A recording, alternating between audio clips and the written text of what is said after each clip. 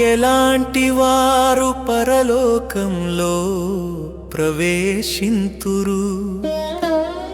సంపూర్ణముగా పాపానికి దూరమైన వారు, అంతము వరకు పరిశుద్ధులుగా ఉన్నవారు, ప్రార్థన వాక్యాలతో నిత్యం నిండినవారు.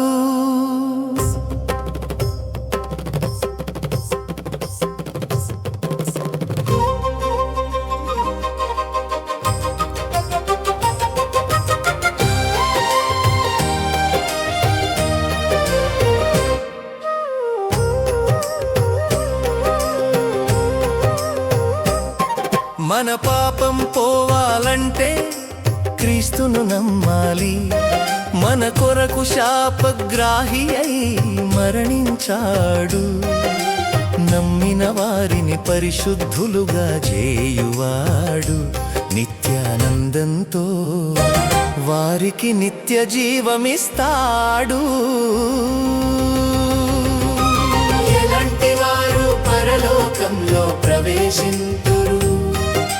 సంపూర్ణముగా పాపానికి దూరమైన వారు, అంతము వరకు పరిశుద్ధులుగా ఉన్నవారు, ప్రార్థన వాక్యాలతో నిత్యం నిండినవారు.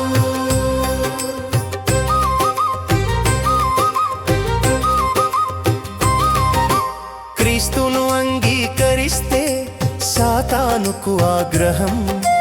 పరలోకం పోవడం అతనికి ఇష్టం ఉండదు. ఎన్నో శోధనలను మనకు తెస్తుంటాడు.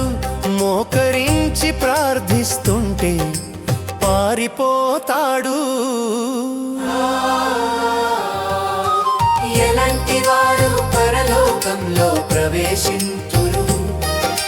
సంపూర్ణముగా పాపానికి దూరమైన వారు, అంతము వరకు పరిశుద్ధులుగా ఉన్నవారు, ప్రార్థన వాక్యాలతో నిత్యం నిండినవారు.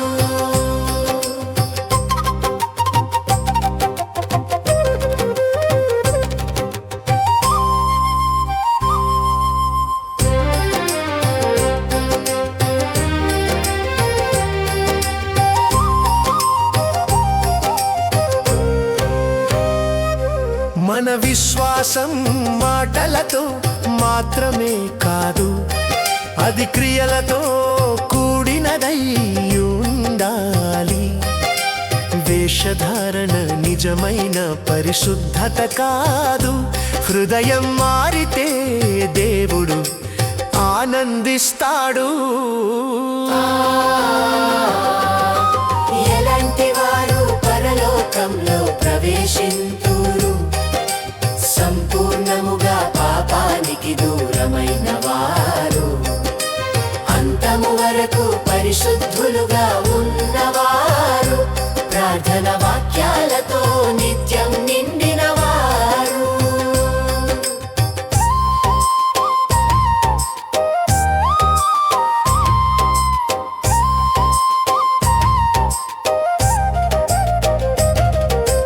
లోకులు వెళ్ళే విశాల మార్గం ఆనందకరం.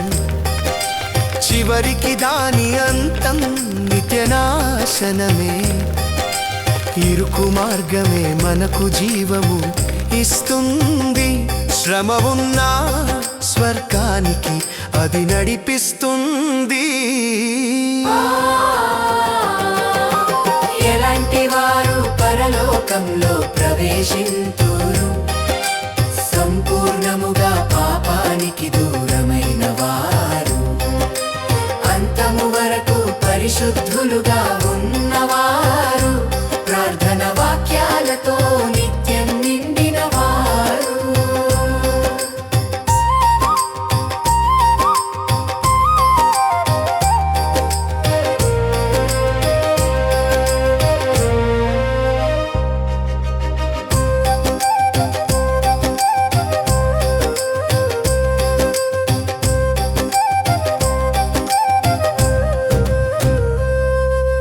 పాపాన్ని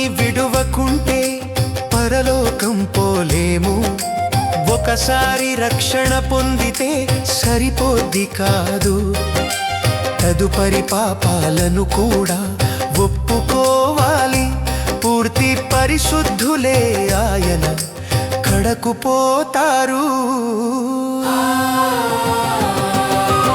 ఎలాంటి వారు పరలోకంలో ప్రవేశింతురు?